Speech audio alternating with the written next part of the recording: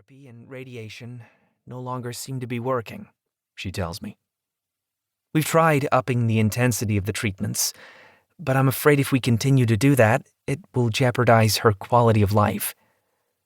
Fuck. What about the clinical trial we talked about?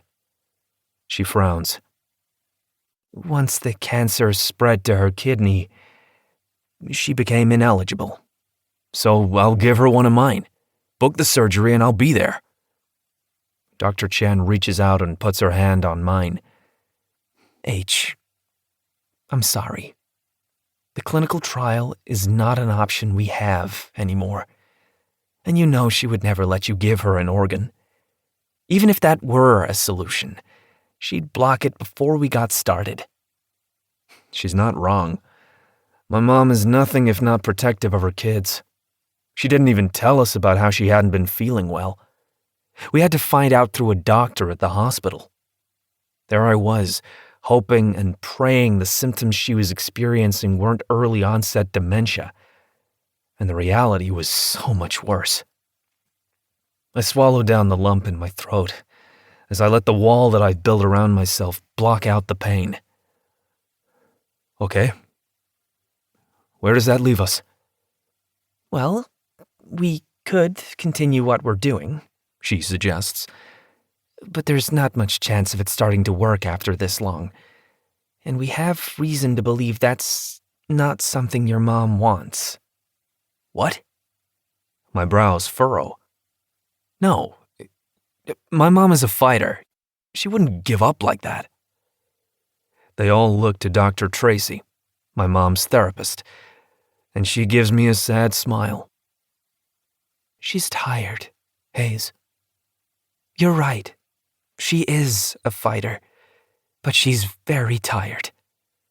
I think the only reason she's still trying to beat this is because of you and Devon. But she's exhausted. I drop my head, holding back the tears as the pain finds its way through. My mom has always put us first.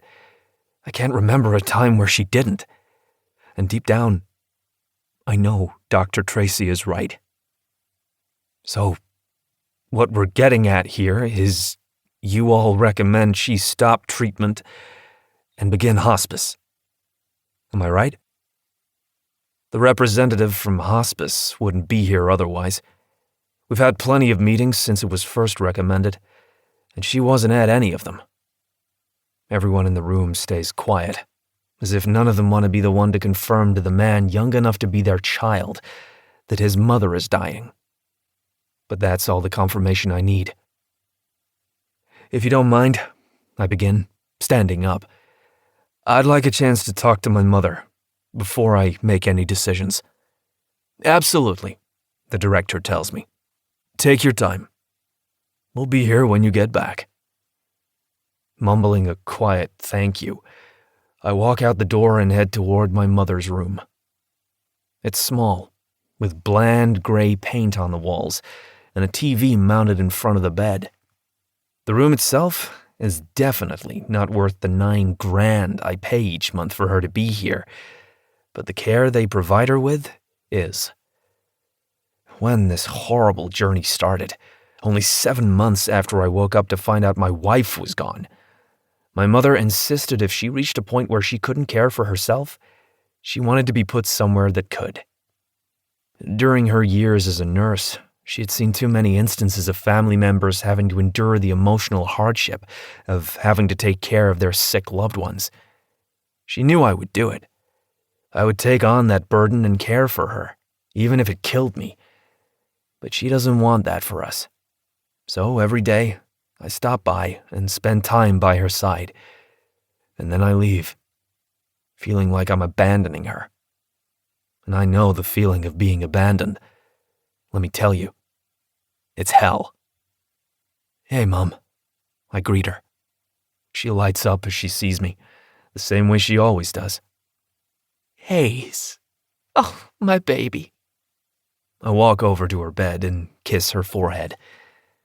How are you feeling?